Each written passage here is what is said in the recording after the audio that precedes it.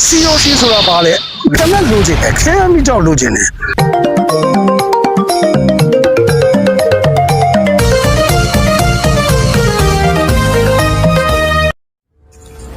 ခေါင်းဆောင်ဆိုတာပါလေခေါင်းဆောင်ကိုဘယ်လိုတင်မြောက်ခဲ့တာလဲ COC ဆိုတာပါလေတဘောကတော့ဗျာ COC ကအမိတ်နာခံမှုပေါ့နော်စီးစနစ်ကြမှုပေါ့နောက်တော့တခါခေါင်းဆောင်ရဲ့ဆောင်ရွက်မှုကြောင့်အဲ့ဒီအသေးဖွဲ့ဘယ်လိုအကျိုးစီးပွားရှိခဲ့လဲကိုကျွန်တော်ဆွေးနွေးမှာဖြစ်တယ်ကျွန်တော်အတွေ့အကြုံကိုဝေမျှမှာဖြစ်တယ်အဲ့ဒါက1988ပြည်သူအရေးတော်ပုံကာလာကြီးရဲ့ဖြတ်တန်းခဲ့တဲ့ကျွန်တော်ဘဝရဲ့တစ်စိတ်တစ်ပိုင်းကျွန်တော်ဝေမျှမှာဖြစ်ပါတယ်ဗျဆိုအလုံးဒီတိုင်း1988အရေးတော်ပုံကြီးပေါ်ပေါက်လာတော့ကျွန်တော်ဟာ10တန်းကျောင်းသားတယောက်ဖြစ်တယ်ကျွန်တော်တို့မြို့မှာကျောင်းသားတမကဆိုတာရှိတယ်အဲ့ဒီကျောင်းသားတမကမှာအခုသေသွားပါပြီတော်တော်ကြီးတို့ရောကွန်မြူဆိုရင်ဒုဥက္ကဋ္ဌပေါ့တော်တော်ကြီးကတော့ဥက္ကဋ္ဌပေါ့သေသွားပြီအထွေထွေတင်းမှုကကျွန်တော်ပါနော်ကျွန်တော်တို့အဲ့ဒီကျောင်းသားတမကကျွန်တော်ပေးတဲ့တာဝန်ပေါ့နောက်တော့တခါစင်ထဲမှာတပိတ်ကော်မတီဆိုတာရှိတယ်ကျွန်တော်တို့မြို့ရဲ့နိုင်ငံရေးအစင်လာတွေအများကြီးရှိတယ်အဲ့ဒါကျွန်တော်တို့ရဲ့ဦးလေးတော်တွေပေါ့အားလုံးကတပိတ်ကော်မတီဆိုပြီးရှိတယ်အဲ့တော့နှစ်ဖက်ကတော့တူးမနေဘူးတော့တူညီတာကကျွန်တော်တို့ဒီအာဏာရှင်ကိုတော်လှန်ဖို့အတွက်ဘယ်လိုလုပ်ကြမလဲဆိုတဲ့ကိစ္စရပါပဲ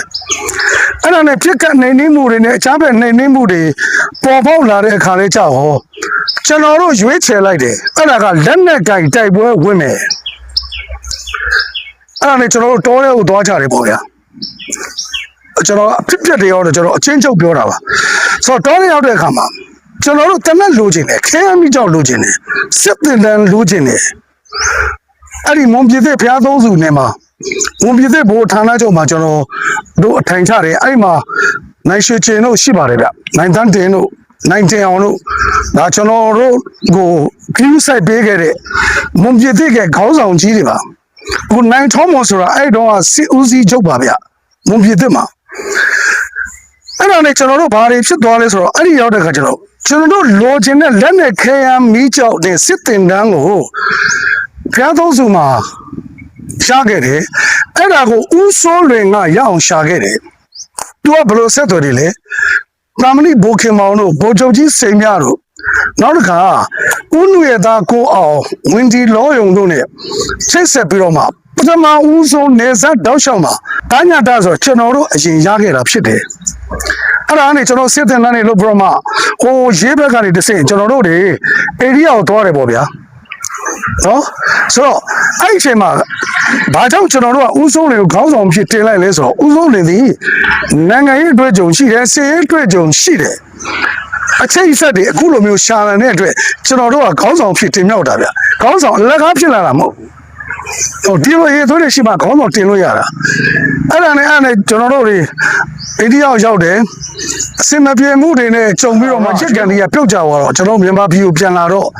အဲ့ဒီမှာစင်တီနာဆိုတဲ့ကျွန်းမှာကျွန်တော်တို့တောင်းတင်သွားတယ်အဲ့ဒါတောင်းတင်တော့ကျွန်တော်တို့ရေပြတ်လာတဲ့ခါလေးကြောက်ကျွန်တော်တို့အဲ့မှာကျွန်းပေါ်တက်ပြီးတော့မှကျွန်တော်တို့12ရောက်လောက်ကလက်နဲ့အစုံလင်းနဲ့အပေါ်တက်ပြီးတော့မှကျွန်တော်တို့ရေသွားရှာတယ်အဲ့ဒီမှာဦးစိုးလင်းသင်းမောပေါ်မှာကျန်းနေခဲ့တယ်အဲ့ဒီကျွန်တော်တို့တက်သွားပြီးတော့မှအပေါ်မှာရှာနေတော့မိနစ်20လောက်မှာတနက်တန်တွေစက်တွေကြားတယ်ဗျဟာဘာဖြစ်တာလဲပေါ့ကျွန်တော်ချက်ချင်းကျွန်တော်တက်ကိုပြန်ရောက်လာပြီးတော့မှသင်းမောရှိကျွန်တော်ပြန်ပြေးတာ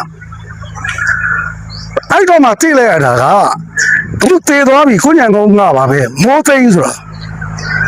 သူ့ကိုအဲ့ဒီကျုံးပေါ်တက်တဲ့အထက်ကိုမလိုက်ရခေါင်းလားလို့ဆိုပြီးတော့မှဟာလားမချေမနဲ့သူ့လက်ထက်မှာ AK47 နဲ့အကုန်လုံးမောပေါ်ထောင်ပြည့်ရေထဲတွေဖြစ်နေအဲ့ကောင်လွတ်ပလိုက်တာ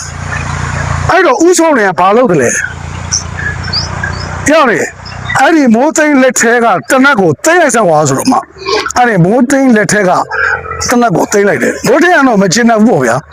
အဲ့ဒါနဲ့ကျွန်တော်တို့သင်းမောပေါ်ရောက်တော့မှအဖြစ်ပြက်ကိုအကုန်သိရတယ်ပေါ့အဲ့ဒီအချိန်မှာဦးဆုံးလည်းဘာလုပ်တယ်လဲ COC ကဘာလဲအဲ့လိုလို့ကျွန်တော်ပြောချင်တာ တင်မောပေါ်ရောက်တော့အားလုံးလဲတင်မောပေါ်ရောက်ပြီးကျွန်တော်တို့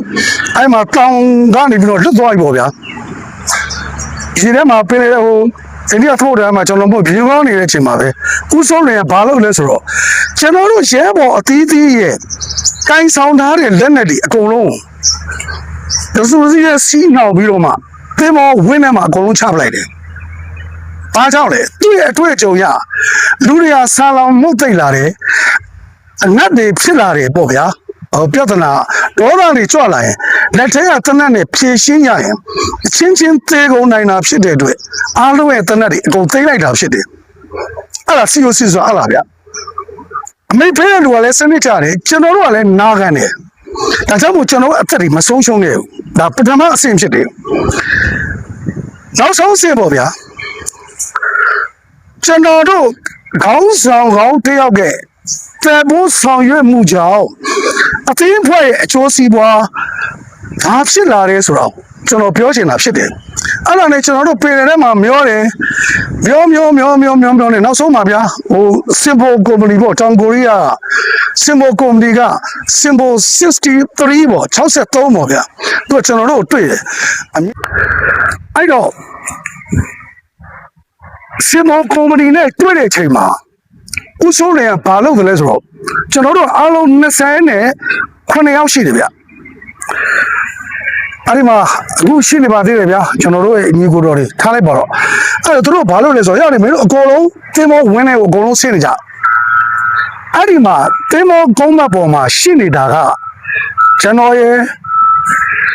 အခုကိုတန်းထွန်းရဲ့ဦးစိုးလွင်ရဲ့ကျွန်တော်တို့ဘိတ်ဘက်က2ယောက်က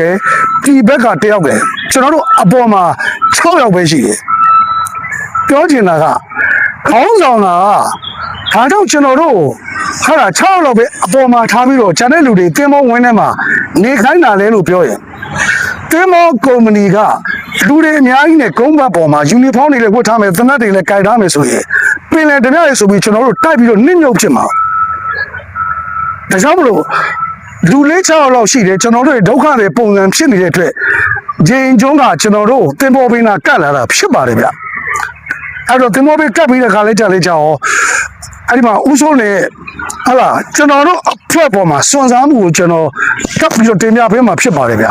အဲ့ဒါနဲ့ကျွန်တော်တို့ကပင်လယ်ဓမြတွေလို့ပထမထင်ခဲ့တယ်အဲ့နေရာတွေကပင်လယ်ဓမြတွေလည်းပေါ်တယ်ဗျဒါနဲ့ကျွန်တော် hand speaker တွေနဲ့ဦးစိုးတွေကဘာလမ်းအောင်လဲဆိုတော့We are Burma student ဆိုတော့မှအဲ့လိုမျိုးအော်တော့မှဟိုကတင်မောကလည်းကျွန်တော်တို့လေအောက်ကိုပတ်ပြီးတော့မှကျွန်တော်တို့အတန်တွေနားထောင်တယ်သူကလည်း his speaker နဲ့အဲ့ဒါနဲ့ရက်ခါလိုချင်တာလားစီလိုချင်တာလားပေါ့သူတင်မောဘာပြောတယ်နောက်ပဲဆိုသူကပြောတာကလှိုင်းနေကြားထဲမှာဆိုတော့အတန်လေးကမငြိမ်ဘူးပေါ့ဗျာအဲ့ဒါနဲ့တင်မောပေါ်တက်မှာဖြစ်တော့ပဲပေါ့နော်အဲ့ဒီချိန်မှာခေါင်းဆောင်တယောက်က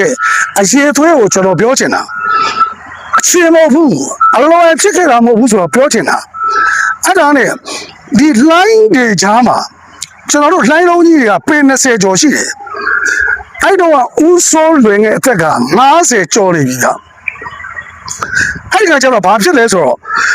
အဲ့တော့ဒီကျွန်တော်တို့ဒီအခွန်လေးကတက်သားကုန်ဟိုဘက်မှာတန်ကုန်ကြီးတမောရကြီးအဲ့တော့ကျွန်တော်တို့က line နေကြတော့တောင်းပြီးရိုက်တာ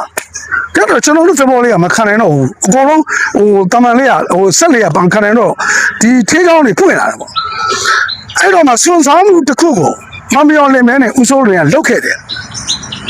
အဲ့ဒါဘာလဲဆိုတော့ကိုမကတင်မောကပတိန်ဂျင်းကျွန်းနဲ့ညှိပြီးတော့မှကျွန်တော်တို့ဒီ line ကောင်းဒီကနေပြီးတော့မှပင်20ကျော်မြင့်တဲ့ line ကောင်းပေါ်မှာကျွန်တော်တို့ဆက်လေးကအရောက်ဟောကတင်မောကလည်းပဲ line ကောင်းပေါ်အရောက်အဲ့အချိန်မှာ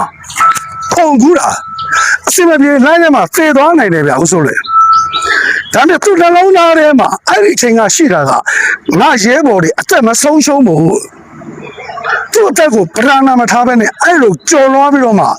ကျွန်တော်တို့ကိုဒီကနေ့ကျွန်တော်ဆိုတာမျိုးရှိနေအောင်သူကတင်ခဲ့တာဒုတိယအသက်သခင်ယေရှုရှင်ပါဗျဆိုတော့ကျွန်တော်ဒီမှာအနည်းဆုံးပြီးပြောချင်တာခေါင်းဆောင်ကဘာလို့လဲခေါင်းဆောင်ကိုဘလို့ရေးချင်းနေနဲ့ကိုက်ညီပြီးတော့မှတင်မြောက်ခဲ့တာလေနောက်တစ်ခါ COC ဆိုတာဘာလဲဒါကတော့ကျွန်တော်ဘဝရဲ့